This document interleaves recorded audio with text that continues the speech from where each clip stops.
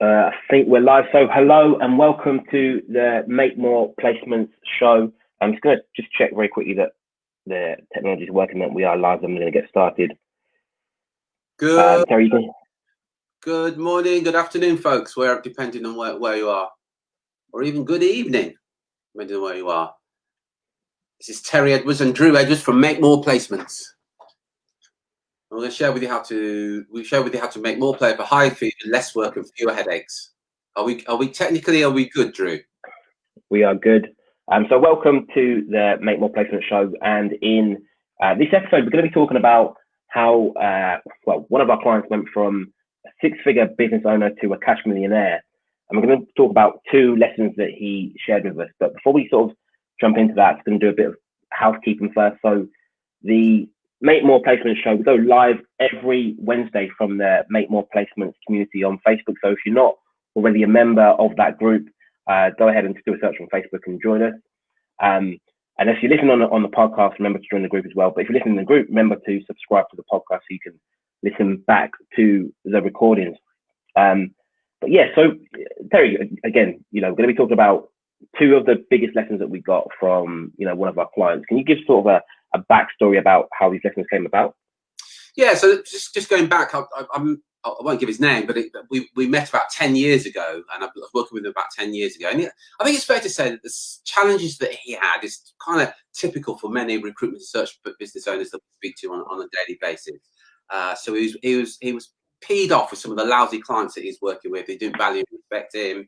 He was annoyed that sometimes he was getting really lousy fees, had consultants that were underperforming. Added to which he was going through, when I met him, he was going through a divorce as well. So it was a pretty challenging time for him at that time. And he was to say he wasn't in the best of moods is probably a bit of an understatement. So that's where he was just over 10 years ago.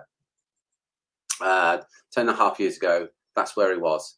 And then, where are we? Probably May of this year, he sent me a text, and so we worked together for probably about 3 or 4 years, and we've always kept in touch and remained good friends. And he sent me a text May of this year, saying something along the lines of, "Hi, coach, hope you're well. Just want to share with you, I am now officially a cash millionaire. And I just want to thank you for all your help and everything. It's not the sort of thing I can share with many people, but I just want to thank you for all your help." And needless to say, I was so happy for him because he really went through it. And when I reflected back on our journey together from where he was to where he is now, what we then did is we did an interview with him, and we just wanted to know what's the difference that makes a difference. What was it that he did that got him from lousy fees, underperforming consultants, going through a divorce, not happy with anything, to sometime later becoming a cash millionaire. And there was a couple of lessons in there. And really, this podcast is really about what we all can learn from Steve in terms of what he went through. Does that make sense, Drew? Yeah, it makes perfect sense. So a few weeks back, we sort of done an interview with him. Invited a few of our clients along just to ask them questions about his journey, what worked, what didn't, what strategies worked really well. Also ask them about a lot of the mindset stuff that went behind his journey. And yeah, obviously, as you can imagine, there was lots of lessons, lots of key takeaways from that interview. But we just sort of picked two of the say most important, but two of the most impactful ones, and two of the ones that we think that no matter what stage of business you are, no matter how you're performing at the moment, will be really relevant to you and really help you at the moment. So let's jump right into it. So the first one is money over ego. The first thing we've got from him is money over ego. One of his core beliefs is money over ego. Terry, can you again dig a bit deeper into that? Explain what we mean. Yeah, when he said that, I smiled because it reminded me of when I was a search consultant, and my boss at the time, by the name of Keith, used to say, we'd be having conversations about why things perhaps weren't going my way, and he said, "Terry, you will either make excuses or you'll make placements, but you can't be both." And he used to say another one, which was, "We can stand here and argue about it all the time. Do you want to make money, or do you want to be right about this?"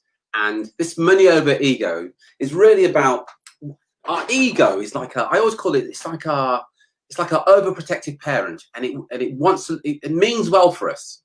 However, an overprotective parent can sometimes be too overprotective. So one of the things with the ego is that with your ego, you always want to look good.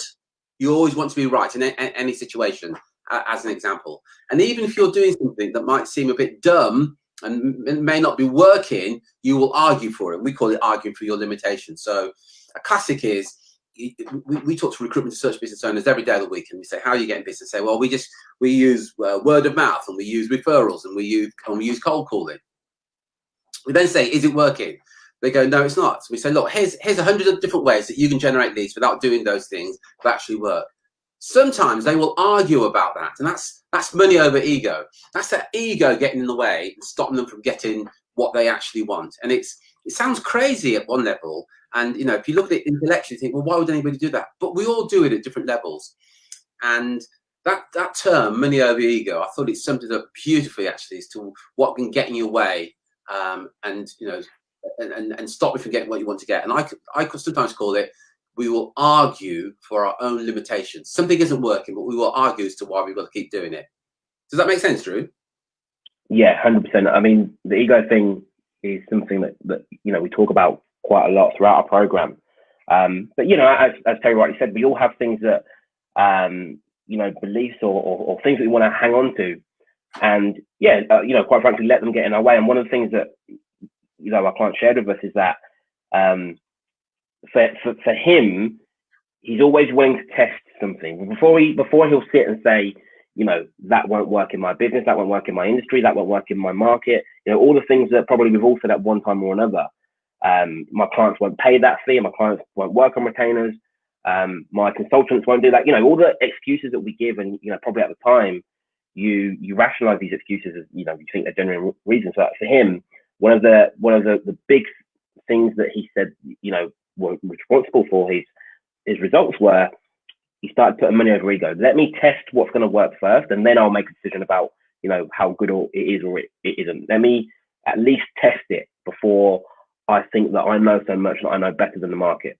Let me test to see if it works. And I think it's a big one. I think really every business owner has an ego that's holding them back in some way. And the more you can let go of that, the more you can release that, the more money you make. Yeah. Awesome. So the second one is the second big lesson was imperfect action beats inaction every day of the week. So again, Terry, can you tell us a bit more about that? Yeah. In our programs, we share with you ways of generating leads and getting clients coming to you. And some of the techniques, people often what our clients will say is, yeah, I'm going to do that, Terry. It sounds like a great idea, but I'm not going to do it just yet because I want this to be perfect. I'm not going to do that video because I want it to be perfect. I'm not going to do that email just yet. I want to write and leave it for a few days because I want it to be perfect. Well, there's a number of things going on here. First of all, perfection in of itself doesn't exist. And it will never, ever be perfect. And some people consider it a badge of honor to say, well, I'm a bit of a perfectionist. The fact is, there's nothing to be proud of being a perfectionist, because often it says more about your own self-esteem. And there's this belief that if you get this perfect, every other part of your life is going to be perfect as well.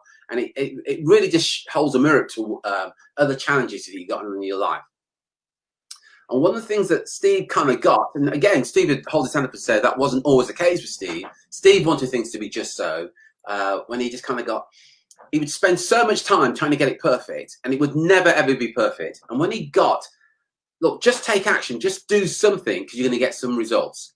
Just do that email, do that letter, make that call, put on that webinar, whatever it is, just do something, because it will always beat not doing anything at all, because you're waiting for it to be perfect.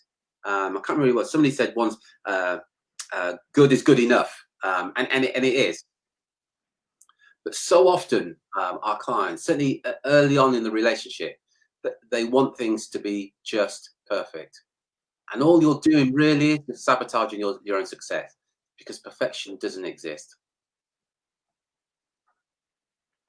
No, yeah, 100%.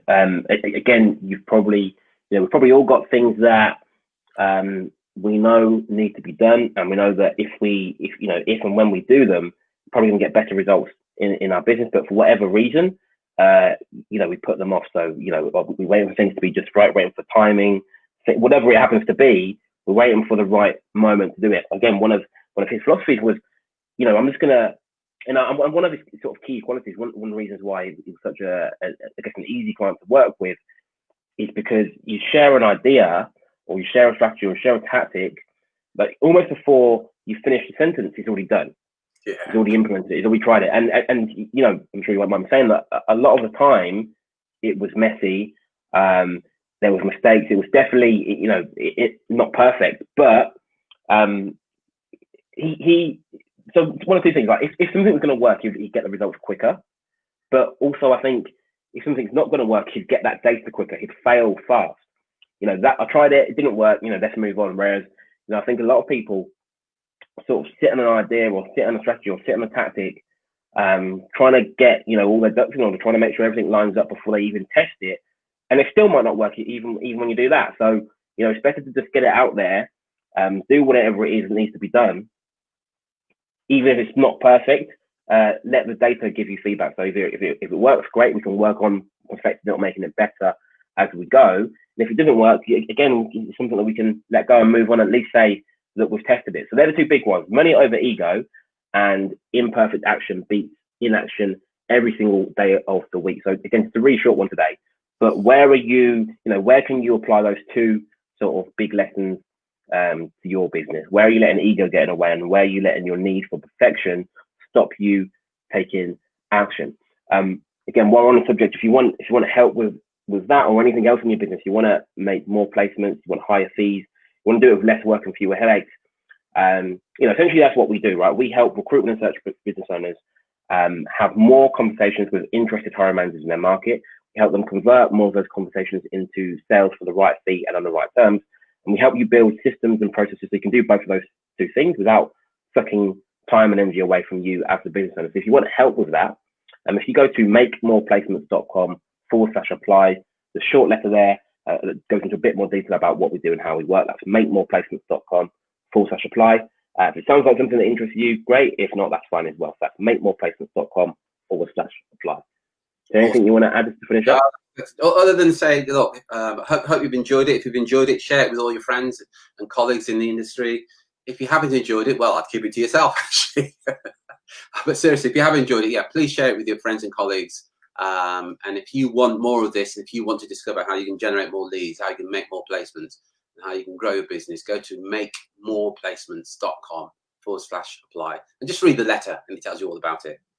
Until next time, folks, take care, take action, and be relentless. Cheers, Drew.